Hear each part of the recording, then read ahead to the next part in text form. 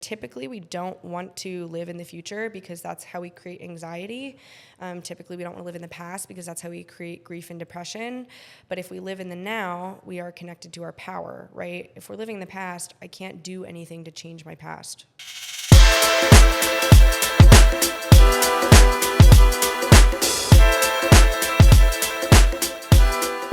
College is honestly a crazy concept. I love school. I love learning, but I'm so disenchanted with higher ed and just kind of the whole system, because I'm it makes no fucking sense that we send 18-year-olds to go live with each other and pay $70K plus a year for them to get wasted, and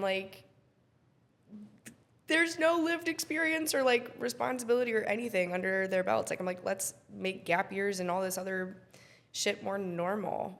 Give kids a chance to develop their prefrontal cortex before investing that much money in their education. And it's a great system for the business. It's exactly. It's all business. The kids are hell yeah. Let's right. Go, and the parents are mad at the kids when they're flunking or so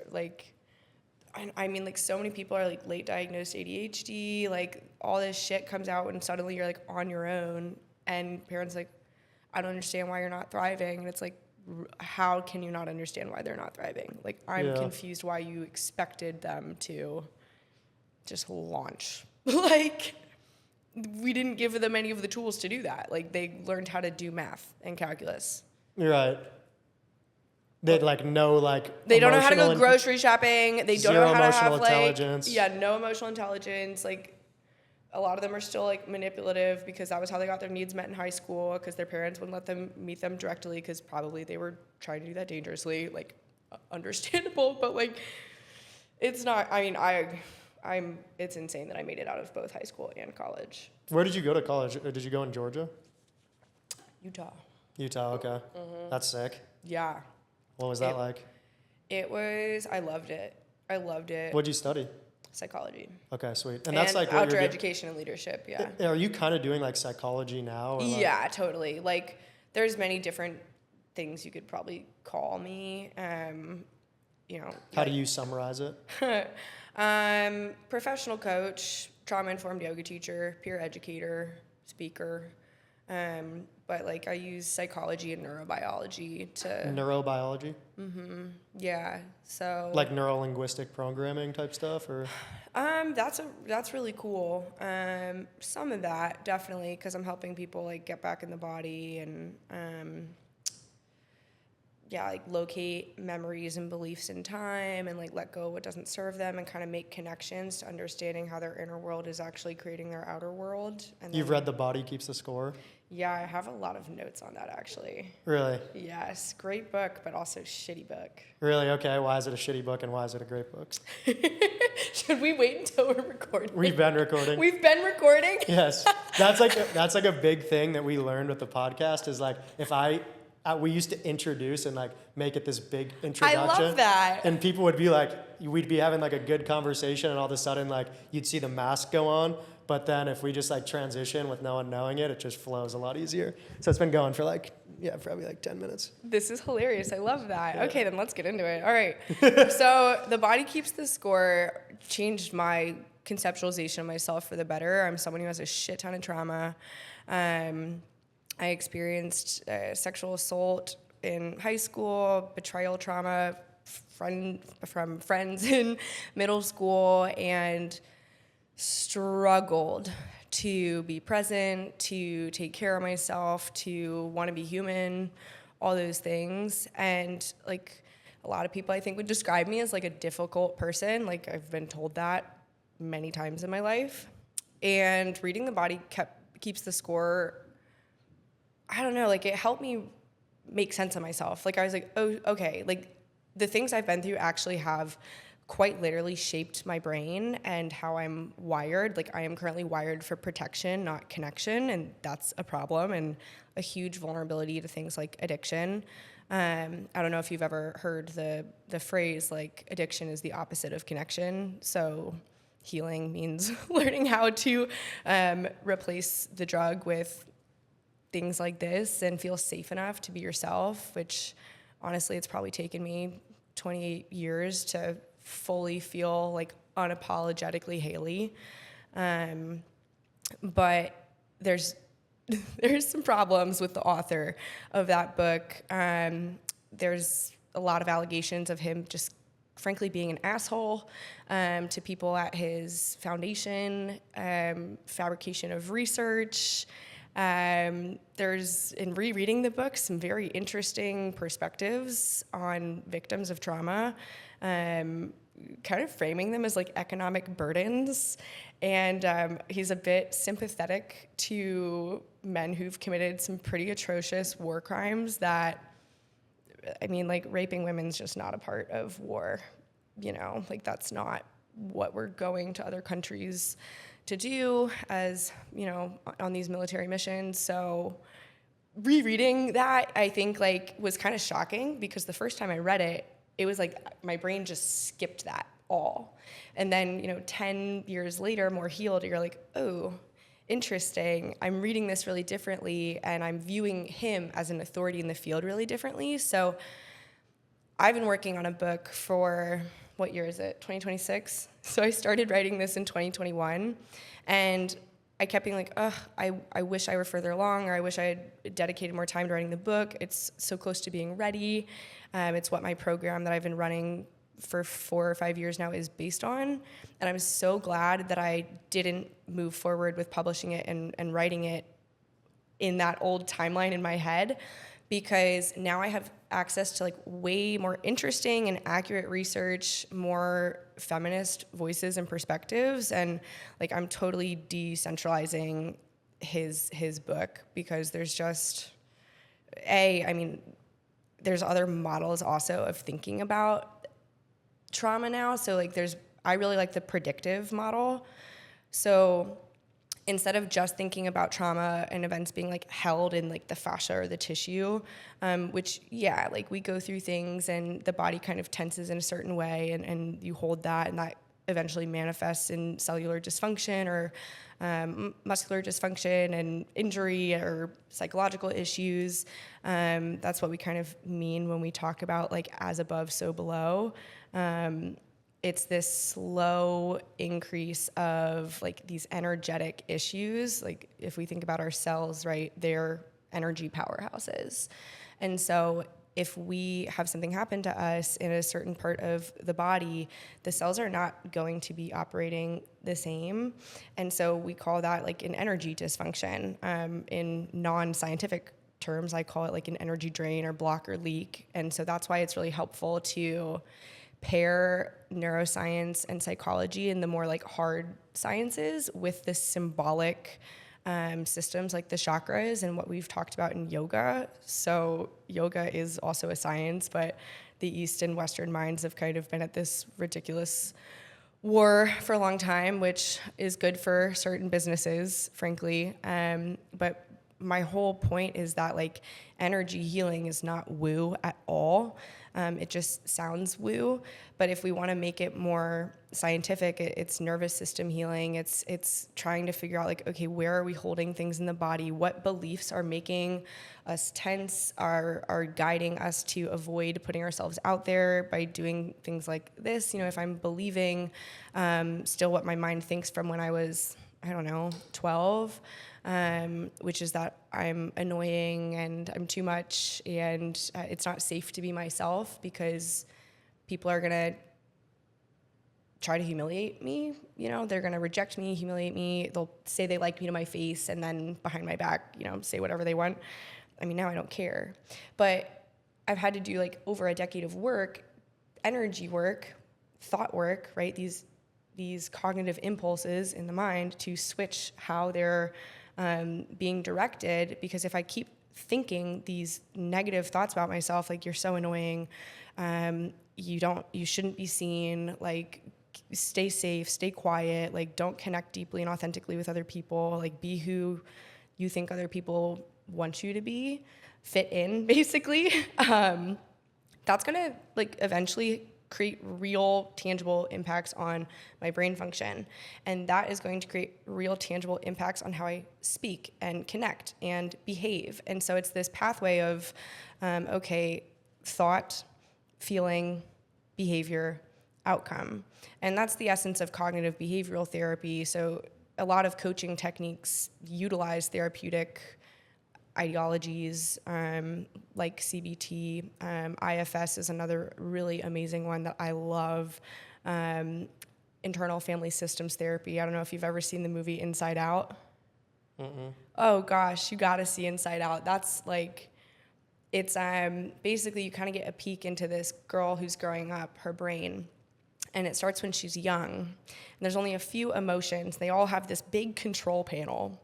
And different emotions are always trying to press buttons and kind of control what's happening outside. And you can see through her eyes. And, sometimes sadness will lay on the control panel and the girl will be crying.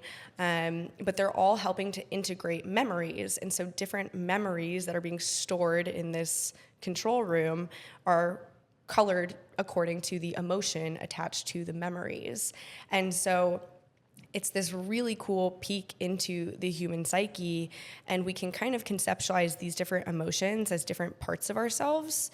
And I've done probably 15 years of therapy at this point, in addition to 15 years of yoga. So I'm pretty familiar with the clusterfuck that is happening up here in my control room.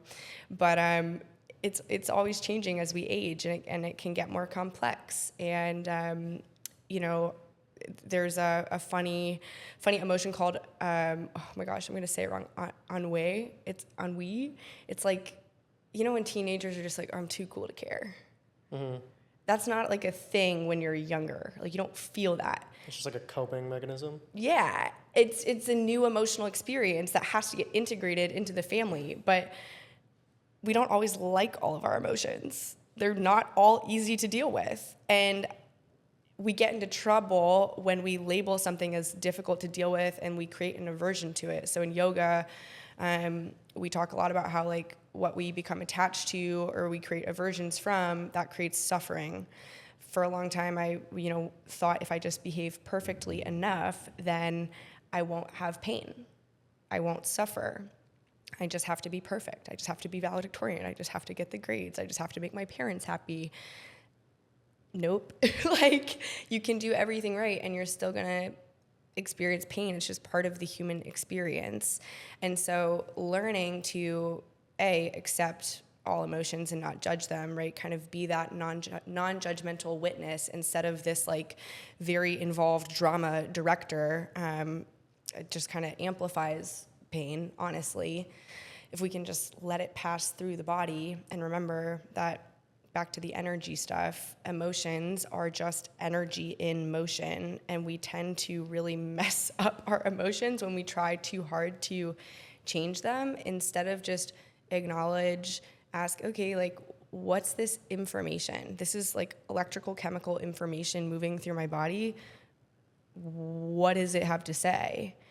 And if we're too afraid or we don't have the skills to face that emotion and try to understand it, like, some of these younger emotions and Inside Out have, like, we don't know what to do with sadness. Like, we think sadness just needs to be more like joy. But it's actually like, no, sadness has a place, and sadness can help her feel seen and validated when something disappointing happens. And joy doesn't know how to comfort the girl, when she loses the hockey game. But sadness knows that she can just sit with her and not have to change that disappointment. And then from there, she just gets to keep moving on. But a lot of us, we panic, and if we feel something unpleasant or difficult, we tend to blame ourselves and think that we've done something wrong to feel that, when in fact it's just part of the human experience. But B, we try to get rid of it as quickly as possible instead of learn what it might be saying. Mm-hmm. So I find, like, in my own experience, that a lot of these things kind of have a balance on the scale. There's like a tipping point. So I think that I've learned over a long time to kind of be that conscious observer where I can disassociate from emotions very, very easily. But I don't know if that's an issue. And I think that I look at the alternative side of that, like, what is the con side of that? Like, on the pro side, like, it's very difficult to like spike me and like get me upset about something. Like, terrible things happen in my life, and like I can stay very, very even keeled and like emotionally disassociated from it. But on the flip side of that, like, it can sometimes affect connecting with people. And so I feel like a lot of these things kind of have like a tipping point. And like you said before, like, you felt that you've become like unapologetically yourself, which, like, you feel probably a lot more comfortable in your own skin, and like there's a lot of pros to that. But then there's obviously probably the other side to the balance. It's like at a certain point, like, we have to, like, you know, contribute to some societal norms so that we can, like, you know, interact within a group. And so it's like, okay, once I go back to the group, then I have to compromise on those things that I feel strongly about, and like then that has an opposite effect, you know. And so it's like very difficult. There is no, like, and that's kind of the beauty in the world, is like most of these problems have like two sides of the coin that are like on this tipping balance, and you can debate like both sides, and there's pros and cons to each, and it's hard to find like what is that perfect middle. And that is kind of what makes the world interesting, is like you never can find that perfect like symbiosis, and like that's like what makes your personality, kind of, is like some people are good at this, but then on the opposite side, like they're bad at this, and you know, so on and so forth. So I love that. And I think we can go back into the con of, you know, being always like the calm rock who's like super emotional no matter what's going on, and the benefits. But like, it is really important to not sacrifice freedom for the illusion of belonging. Like, the older I get, the more I realize, like, I'm not sure I really want to be normal. Like, I felt a lot of pressure to be normal my whole life. And, you know, women in particular, I think men too, though. I've been working more and more with young men in my program, and they too are afraid of being excellent. They too are afraid of being wonderful, of being talented, of success. A lot of us are afraid of standing out in any way. And so I love this fable about a chicken and an eagle, where this farmer finds a baby eagle, and he takes him back to live with the chickens, and he raises him in the chicken coop, and so he acts like a chicken. And one day this naturalist comes along and is like, "Sir, did you know that you've got an eagle in your chicken coop?" And the guy's like, "Yeah, I do. He's one of them." And the naturalist was like, "Well, could I maybe try to teach the eagle to fly and see if it would like to be reconnected with its true nature?" And the guy says, "Sure, be my guest." And so he tries several times, and each time the eagle, frankly, has no interest in leaving the coop. It's lonely just with this new naturalist. The idea of being alone in the sky is not appealing, so he just keeps flying back to the coop until the naturalist takes him to the peak of a mountain, and the eagle experiences the wind up there, and he has a new point of view, and something stirs within him, and he flaps his wings and he flies. And in that moment, he remembers who he really is. And I feel like so connected to that story, because I think for so much of, like, I have always known that I am in my own way an eagle, and I think a lot of us are eagles, and we act like fucking chickens. And I just got tired of acting like a chicken. You know, I lived in Charleston for 3 years, and during that whole entire 3-year period, I didn't drink. Like, I just saw how normal the drinking culture was, and how extreme, and how, like, every concept of fun as an adult seemed to somehow be related to substances. And it just, like, it was hurting my being. And I felt like I was distancing myself from the opportunity to really be joyful, and to maybe meet people who would actually be more into this stuff that would fulfill me. And I will not lie, it was very lonely. And, you know, I was married back then, and I remember, like, probably 7 months into not drinking, my ex-husband being like, "Maybe you should just drink again. You're no fun." And it was so painful, because I was so proud, and I just needed time, you know, to figure out, what does fun mean to me as an adult, especially in a new city. I didn't grow up in Charleston, you know, and it's a really different culture than where I was moving from, Utah, you know, where we go out and we climb and we hike and we ski and we go camping and backpacking. And I mean, don't get me wrong, I use substances out there too, but it just didn't feel like the thing to go do. And so the older I've gotten and the more I've said, okay, like fuck normal, basically, like I'm gonna let myself be weird and wonderful in my own little ways. These are the things actually I'm not willing to sacrifice on, and I don't care if that makes me less fun or more lonely. Like that is what feeds my human spirit, and that is what enables me to do the work that I actually care about while I'm here. And I think the pendulum swings, like you are on like the, conformists, like you're conforming, and then you become like more yourself, and it's like isolating, you're on the island. But what you realize is like there's so many people on the planet, like there's a lot of people that are aligned with you. You just like haven't been in the places that like you find those people, and eventually that pendulum swings where you're like within a group, but you're also being yourself. So like you're not conforming to like something that's outside of yourself. Like it's isolating at first because you're trying to like figure out this new way of being. Yes. This new world, and then like the world kind of like circles around you, and you're like, wow, everyone around me like aligns with my mission and like aligns with my personality and like is lifting me up as a part of like, it's taking a piece of me to like be a part of this. Absolutely. Well, and it's taken time also to realize like when you are willing to do that, like it makes other people uncomfortable and question themselves.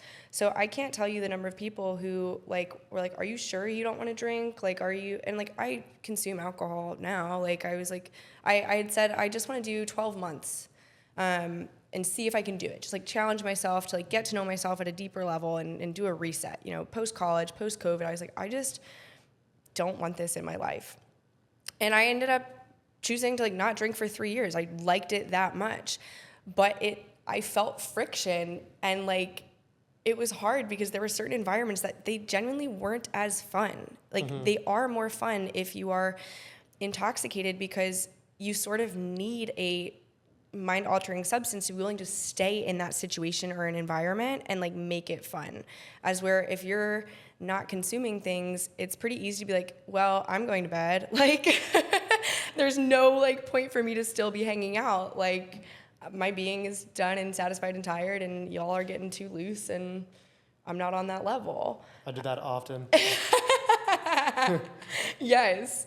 But like, I love what you're talking about, the pendulum too. It's bringing up this concept we have in yoga called Maya, which means illusion. So in the material world, which we are currently living in, we have a lot of false binaries.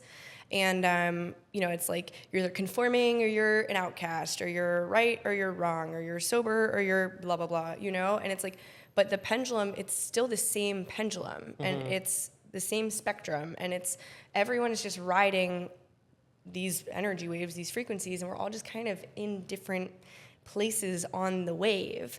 And in terms of like kind of what you're talking about, like attracting your people, the more sure of myself I have become, the more quickly the people that I really resonate with seem to find me.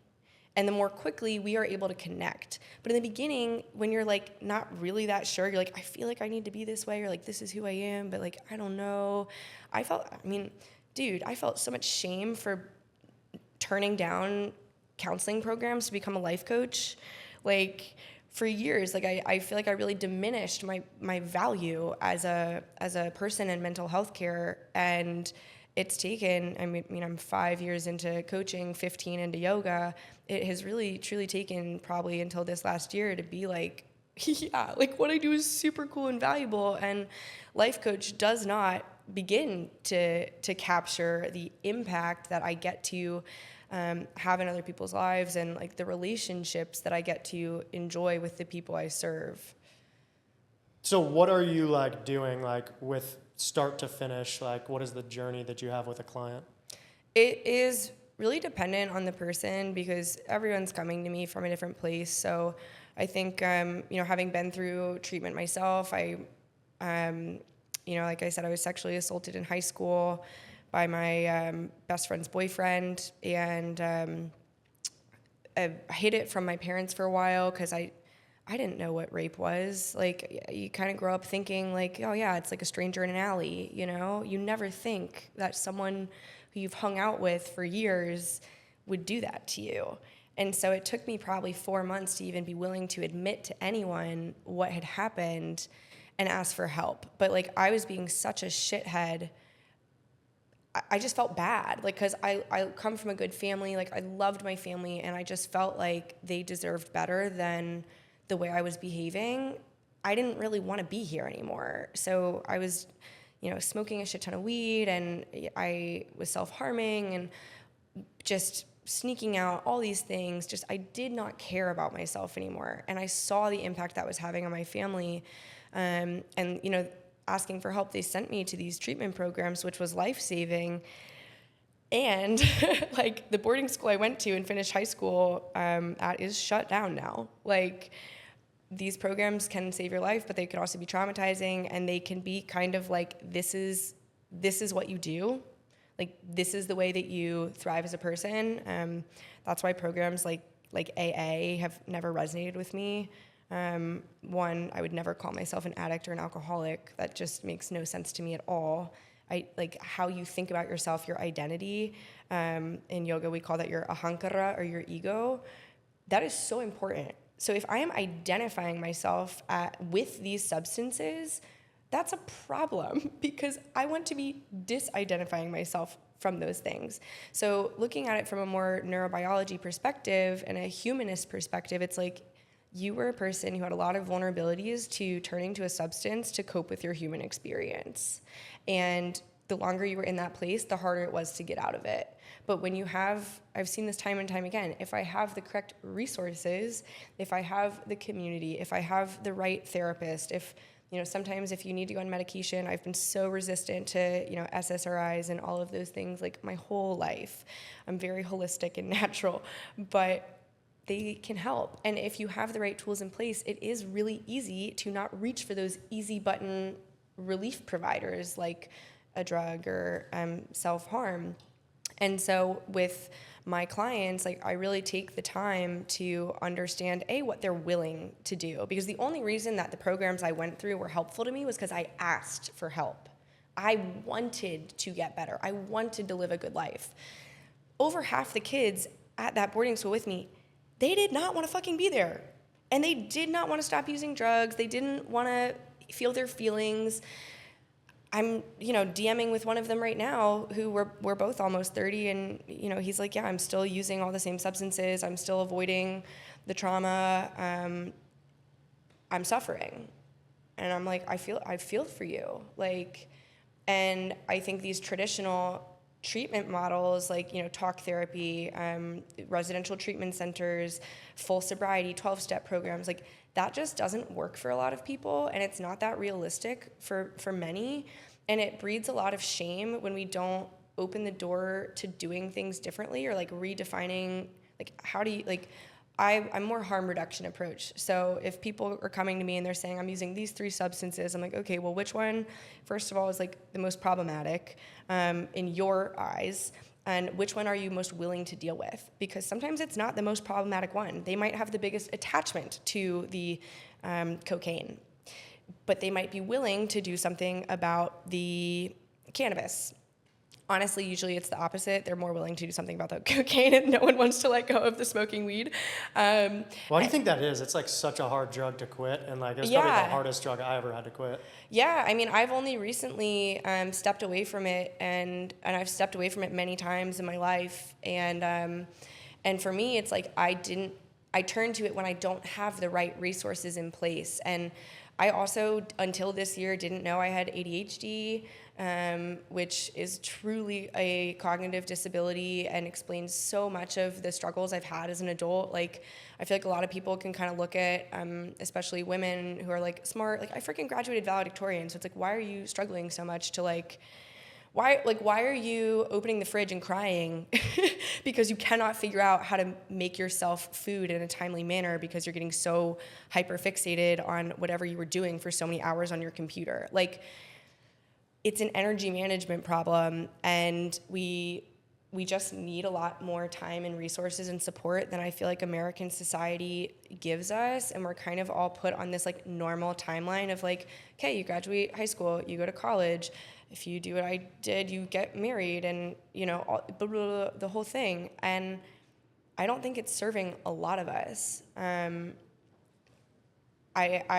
really love questioning what's normal now, because the more I do that, the healthier I feel like I am. And I think that the very first time I started doing that was with my eating disorder in college, when I learned about two really important forms of psychology. So I learned about the psychology of masculinity, and then I learned about the psychology of objectification. So how men are conceptualizing themselves, and then how women are sort of being trained to view themselves through the male gaze.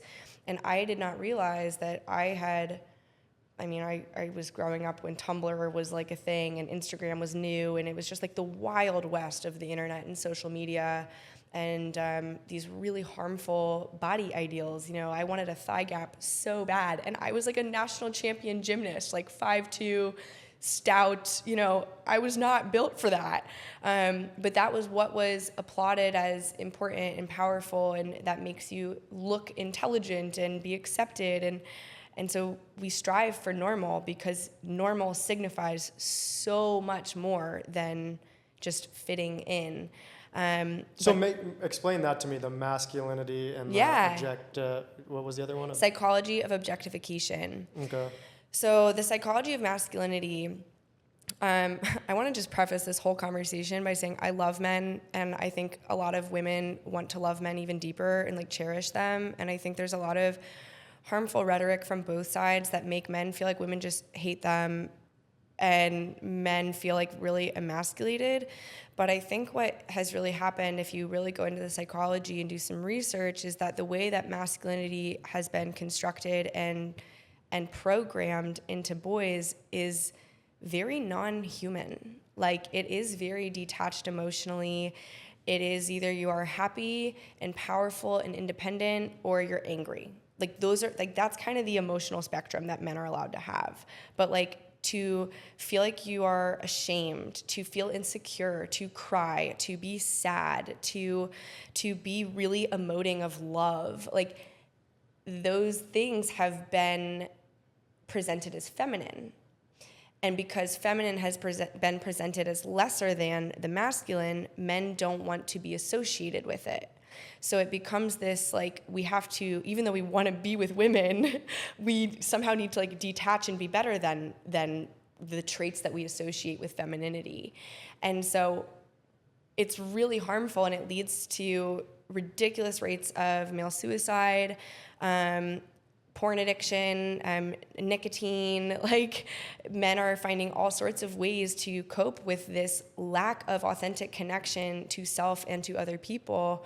And it's interesting, because myself included and a lot of my friends, you know, we talk about this all the time, but it's like we have been so trained to want like a very logical, rational man and view that as like, oh, he's really stable and blah, blah, blah, blah, blah. And then the longer you get into relationships with men like that, the more you realize, okay, they're either so emotionally disconnected that they can't actually meet a woman where she needs to be met at, or they're emotionally suppressing through self-harming ways like porn, nicotine. You know, I'm in the action sports community, and surfing and kiting and all these things can be total addictions to like the chemicals that go through your body. And if that's like your only form of feeling, your relationships are going to implode at some point, and you probably will still feel ashamed and lonely, but you won't be able to make sense of it. And so then the only thing that makes sense is it has to be her fault that I would be feeling this way, because she's the emotional one and I don't, you know. So it's this really crazy dynamic that the more I've been willing to talk about it with my female friends, the more I'm like, wow, like we are all experiencing this, and this is so sad, because we all, I mean, my gay friends, they've figured it out with the women, but us straight people, like a lot of us are suffering, because we really want deep connections with men, and to be able to have men hold us in our chaotic emotional nature, which is just human, and they can't. It freaks them out. Yeah, and I want to unpack that a little bit, but I have like kind of studied into this, like with my own relationships, to understand like it definitely feels like a communication gap. And like as someone who's trying to be like productive in like a relationship, like my nature is to like study into it and understand like what is occurring. And like you can correct me if I'm wrong, but it feels to me like, and you're saying right now that like the issue is that the male needs to like, kind of step into these more feminine qualities, right? Like for me, it feels like it's polar. It's like a polar relationship. And like, it's almost like with a woman, very feminine woman, because I think that like a man can lean, feminine traits in a woman. How would you describe a very feminine woman? Like, what are the qualities? Yeah, so I don't know if this is like, I don't know if I would describe it as like, this is like a feminine person. Like, I'm not saying like this is a woman, but what I would just like anchor like feminine to is more of like a feeling emotional communication. And a male is much more like logic rational, like concrete sequential, where a female is much more like random abstract. And so there's a disconnect because like my girlfriend will be communicating to me like, you did this, right? And then I'll be like, but this, and this happened, so that doesn't equal what you're saying. But for her, it's not really as much about those concrete facts. It's more like, I felt this way, so it is true. And like, at the end of the day, I can sit there and like stick to my logic, and she can stick there to the emotion, and like there's no common ground. Yeah. But like we're trying to like understand that how we like communicate differently, and it's like I have a lot more connection if I just like put that aside and say like, I'm sorry that you feel that way, or like I understand how you feel, and like trying to like step into her emotion and feel that way. But still, like it doesn't feel to me like an issue with the way that I'm thinking. I think that there's like a lot of benefits and like pros. It's again that like balance in that spectrum. There's like a lot of pros in that way of thinking, and same with her. Like she's very highly intuitive, like emotionally intelligent, or like feels things better, processing things better, which I don't have that ability. But in any of those relationships, I think it's having the ability to like step out of your own, call it ego or like psyche or whatever, and like put yourself in how they're processing things. And when they're doing the same, that's when that like connection happens. Absolutely. Well, I love that you bring up ego. So like if we go to ahankara, ego, identity, we have to kind of ask like, okay, like say your girlfriend is like, you did this. Like if you were to put yourself in that situation and be like, okay, what is my mind saying? What is my ego saying? Like, you did this. What do I think that means about me? Like, what do I think she thinks about me now? That's typically where the block is happening and why we go to the facts. Because if we can disprove her perception, then we don't have to reconceptualize who we are.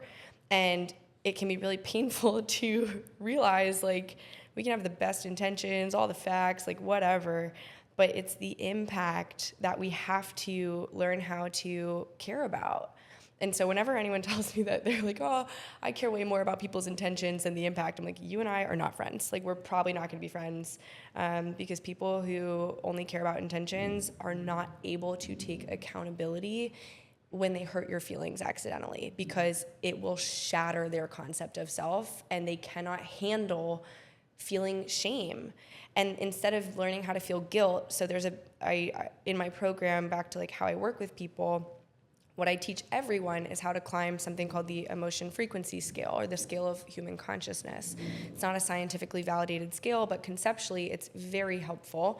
Also, just because something's not scientifically validated doesn't mean experientially it's not useful. But if we look at it, I did a bunch of energy healing starting in 2020 using the chakra system and this scale. And so I started conceptualizing emotions not just from a psychological perspective, but more from a frequency and energy perspective. So if we look at the scale, some of the densest emotions, right, more slow wave, according to this scale, would be shame. Shame is the lowest, most dense frequency of all.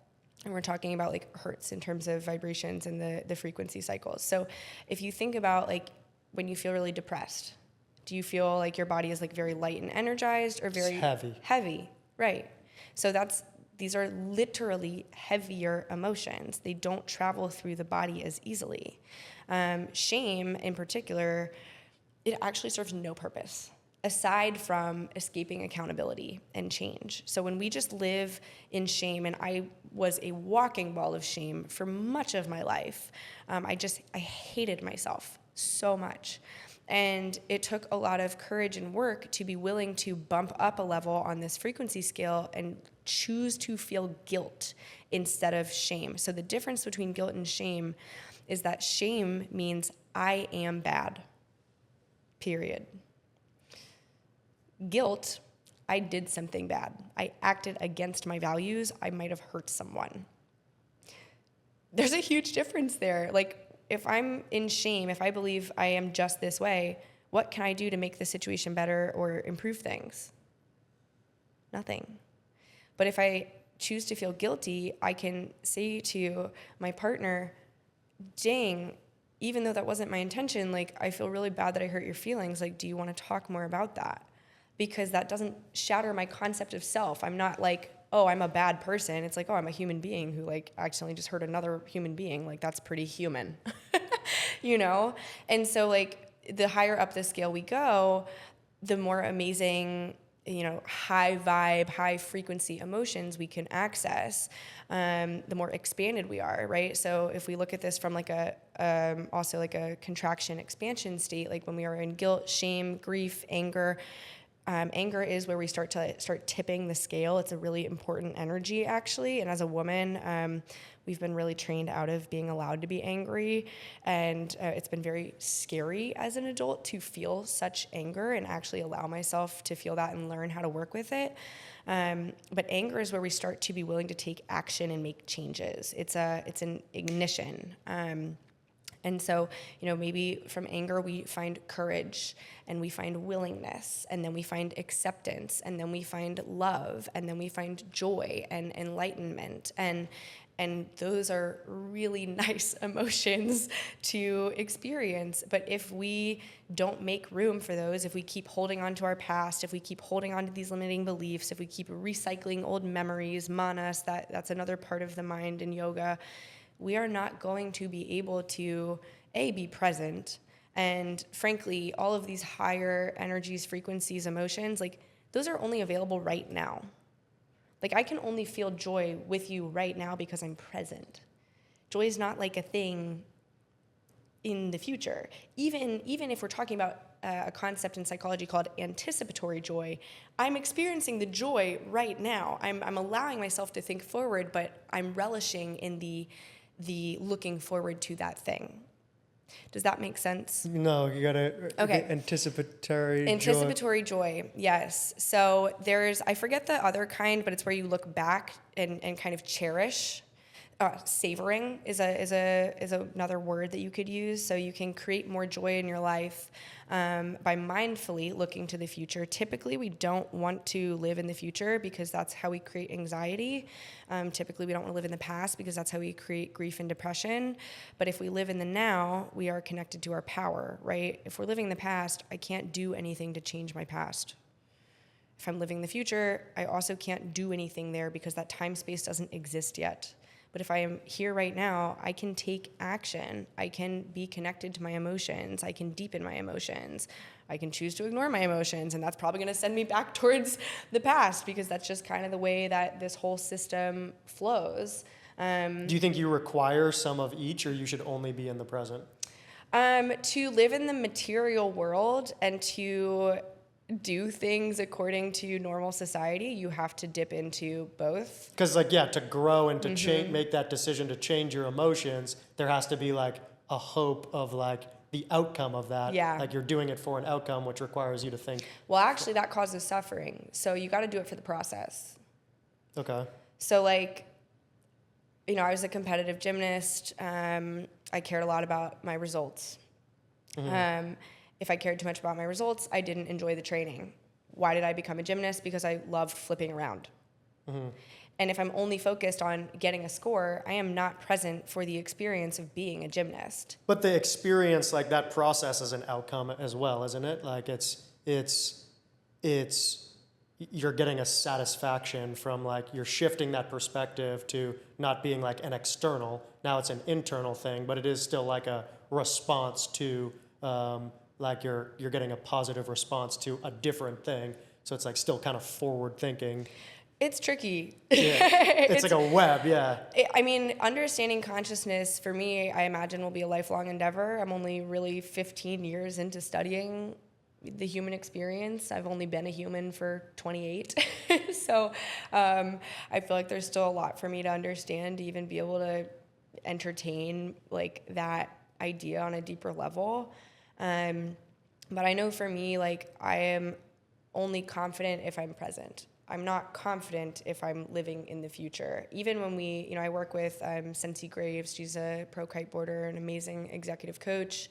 And when we do our belief statements, it's like, I am so grateful that I already am this way. I am so grateful that I already have a $1 million memoir deal. I am so grateful that it's happening now, because that changes the way that you behave and the way your mind works. And if you're always just projecting and hoping and wishing, it's just in this web that is not tangible. So it's really tricky to talk about, and it really has taken so much time and work for me to even get to this place. And I feel like I'm just still dipping my toes down the rabbit hole.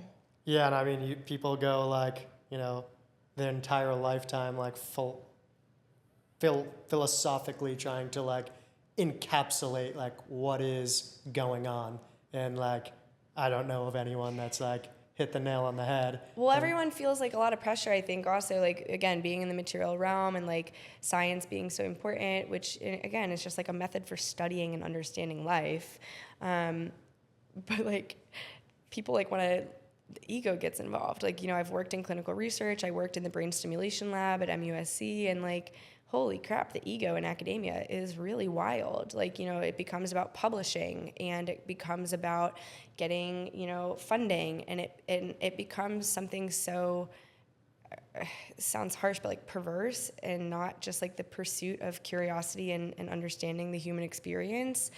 And there's so much science that has been discredited for so long, like peer-reviewed studies that are totally just like telepathy, for example. There's so much peer-reviewed science about telepathy, especially in neurodivergent and autistic individuals, and still people will lose their medical licenses for talking about it. People want to discredit it because it would cause us to shift our current paradigm, our current belief system and worldview. And again, that's all back to ahankara, the ego. And so the more detached we can be from like needing to know or like being so set on our beliefs, like I think it's really important to have values, but to be a lot more flexible with the way we view things and be more open-minded and allow those bits of new information and people and experiences to just see how they land and resonate, and get even more curious when we have an immediate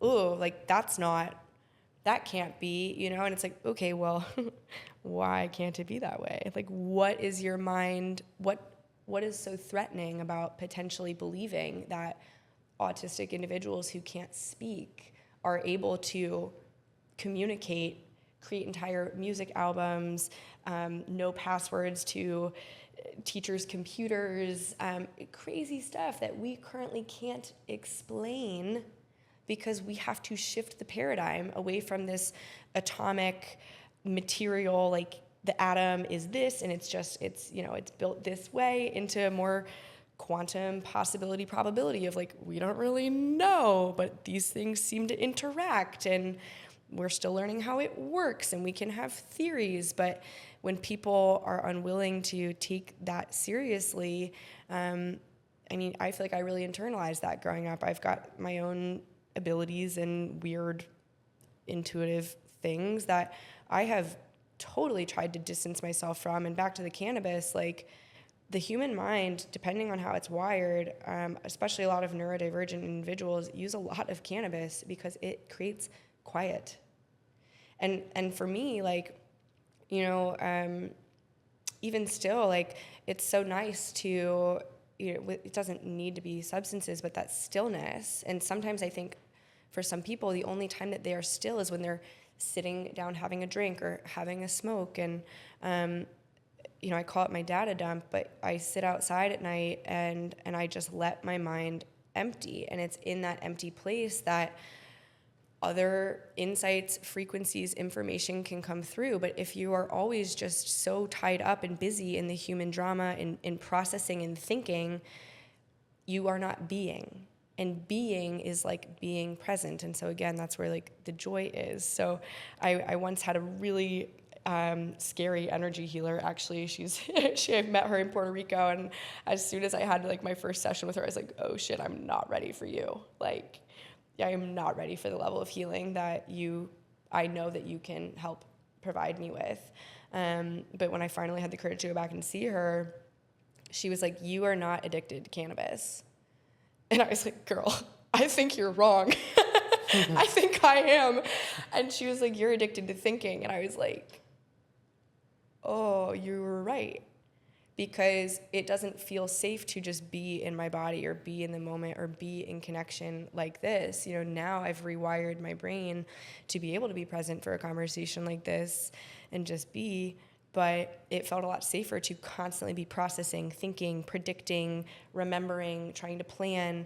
And that's that trauma, back to that like predictive model. And if we've had really bad shit happen, odds are we're going to predict that more shit is going to happen, so we avoid putting ourselves out there and risk getting hurt again. Mm-hmm. So what should we do?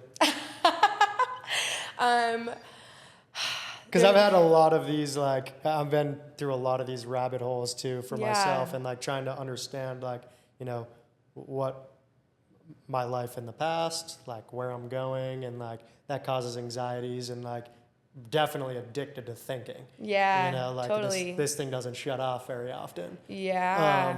And again, there's pros to that and there's cons to that, but I'm curious, like, what your like model of the world has like intuitively told you, like, this is like the direction, or like this is what helps me, or this is what I've seen work for other people to like have a better, more fulfilling, positive life. Yeah, really good question. Love your vulnerability. Basically, so the program that I designed is a compilation of all of the things that I have learned and tried and done for myself, just like put in a more sequential, logical order. And the foundation of it is compassion and curiosity. So I think a lot of us are very critical of ourselves, and we think very critically because we think, again, that will keep us safe, that will keep us motivated, that's going to make us successful. We think compassion is soft, it's going to make us not accountable, or we're just going to slog off or whatever. But compassion really is just being kind to yourself while being accountable. And that's the first thing. So it's like, it's really a lot of mind work and emotion work. The next thing is like learning how to name your emotions and not do anything about it. Just say, hey, sadness. With the internal family systems therapy that I've done, there's also a coaching model of that called the adult chair. Both are really useful, and I kind of dip my toes into all of these different modalities depending on what a person needs. But like, I this summer was going through some tremendous amounts of grief and had to meet a part called sadness, who I didn't know this version of sadness. Sadness came to me looking like this ratchet cat who had been totally neglected, and her fur was matted and all this stuff. And my therapist was like, I think you just need to like say hi to sadness and start to like pet the kitty, so to speak. And so, you know, I would wake up in the morning and I would feel that heaviness on my chest, and it felt like, there's a really good show called Big Mouth, and they call her the depression kitty. It's like these kids going through puberty and they've externalized all of their emotions as well. And there's this depression kitty, and she comes and she lays on some of the teenagers. And I started just saying, okay, like, hi, Sadness, like, I see you, petting her. And weirdly enough, in a week, I would say hi to Sadness, and she would just kind of like, you know, what's up, and like kind of walk on. Like, she didn't need my attention anymore. And the mind is wild, that we can conceptualize all of this and that it's so vivid for me. But like, her fur looked shiny, she looked well kept, and it was just like, great. Like, now I know you, and now I know how to kind of support you. So we call that self energy. Like, right? you're kind of like visualizing, and then that like visualization is anchoring in some neural pathway that's like connecting like that image to an emotion. Exactly. And then you're like reassociating it by changing that image and like how you're responding to it. So, you know, I was giving pep talks out at the Wahine surf competition this weekend, and helping people reframe fear, because fear and excitement are processed in the same part of the brain, in the amygdala. So the amygdala gets totally fucked from trauma. It's like our alarm center, and it becomes hypersensitive. That's why, you know, I'll jump 3 feet out of my seat if I hear a loud noise, as where, you know, I'll be sitting next to a group of guys who maybe haven't gone through what I've been through, and no one else moves. It's that hypersensitivity.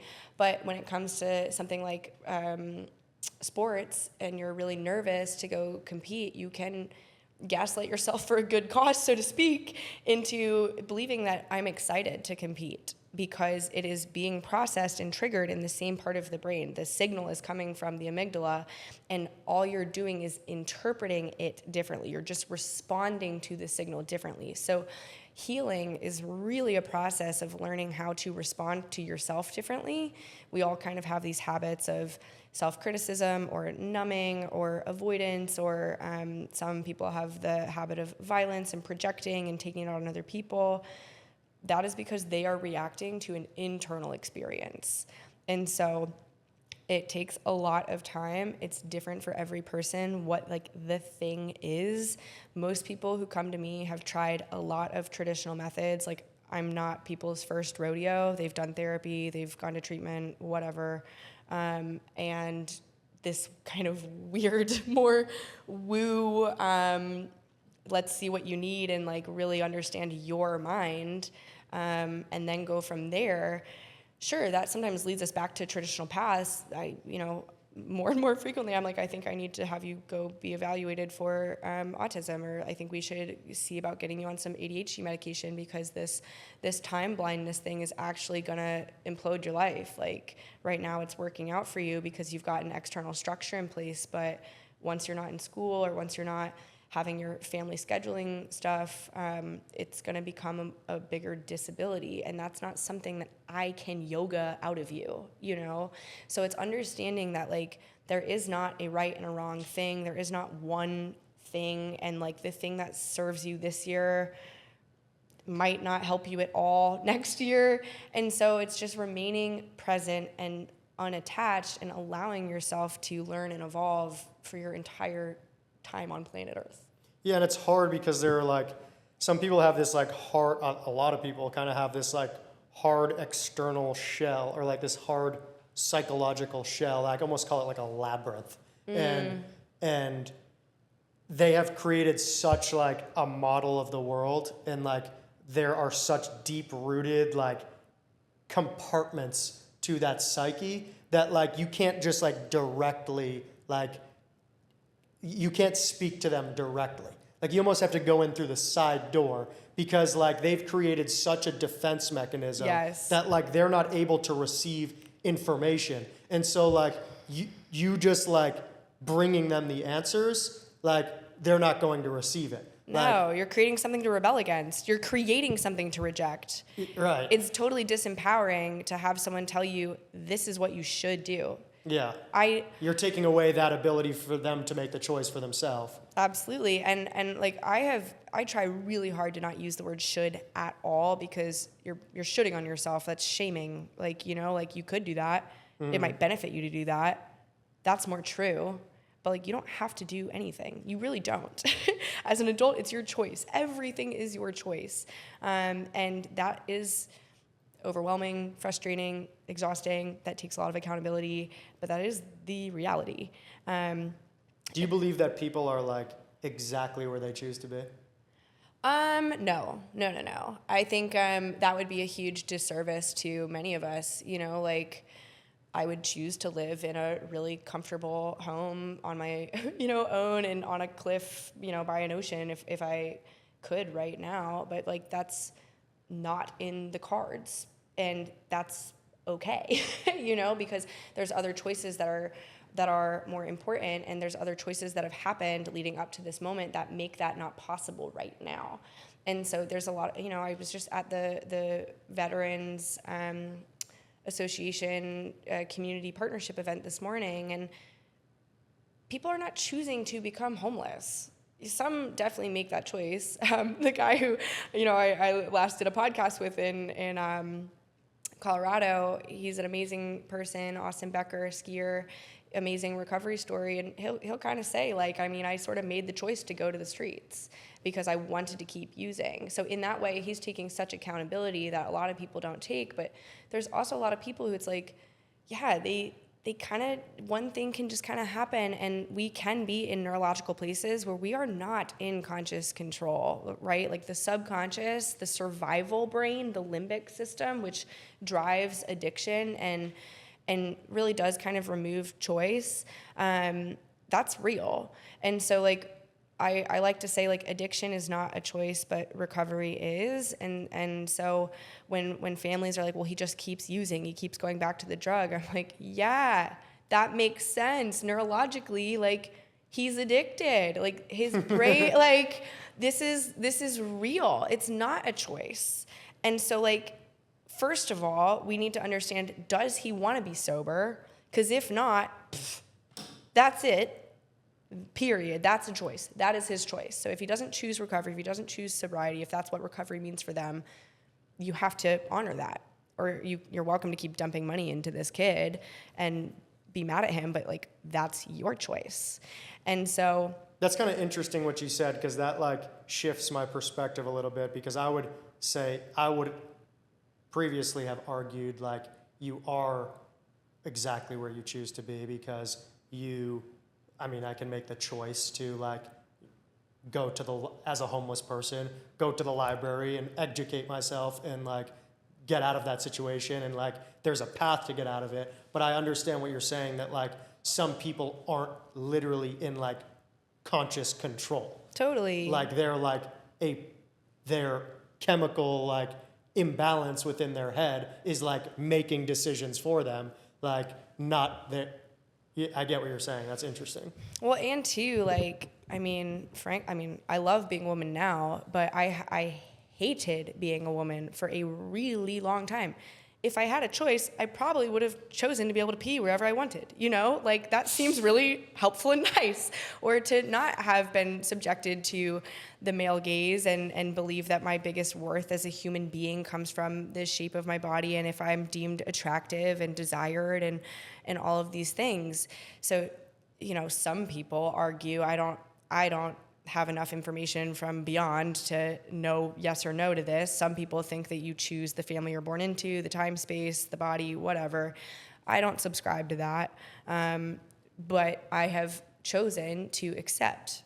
And acceptance is where I found peace and power. And now I love who I am. And there's genuinely nothing that I would want to change. And that doesn't mean I'm a perfect human. It means that I don't, out of shame, wish I were anything different than who I am. I still am always working to, have better emotion regulation, stay more calm when heated emotions come into a conversation and we have difference of opinions and, there's high stakes. We call that a crucial conversation. I am absolutely still building those crucial conversation skills, but like, I'm no longer interested in rejecting who I am to like, back to the fitting in with the whole or whatever. It's like, I'm going to resonate in my frequency. I like the station I'm kind of tuned into, and I know I'll find other people who are tuned into that station, and it's just how long it takes.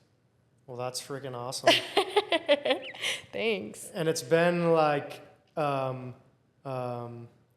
it's been very interesting to like kind of hear your perspective, and it's like almost like not a mirror, but I can see that you've like done a lot of work, and I feel like I've done a lot of work, but you're kind of in obviously a different perspective but like kind of going towards the same goal. So it's been refreshing to hear your perspective on all of this. So I appreciate you coming on. And if people want to like reach out to you or interested in your services or anything like that, where can they find you? Yeah, so I'm on all the internet things. So CosanaCoaching.com. Cosana is a made-up word with roots in Latin and Spanish that means healing together. Speaks to my belief that we really cannot do this human thing alone. As independent as we try to be, we are better together. So COSANA Coaching.com, Cosana Coaching on Instagram, probably the best way to contact me. Please don't email me. I hate emailing. Yeah. But yeah, if you're struggling, like, no shame. That's human. I'd be happy to like walk through this human experience with you and help you get to a place that you're really stoked on. Hell yeah. Well, I appreciate you coming on. Thanks for having me. For sure.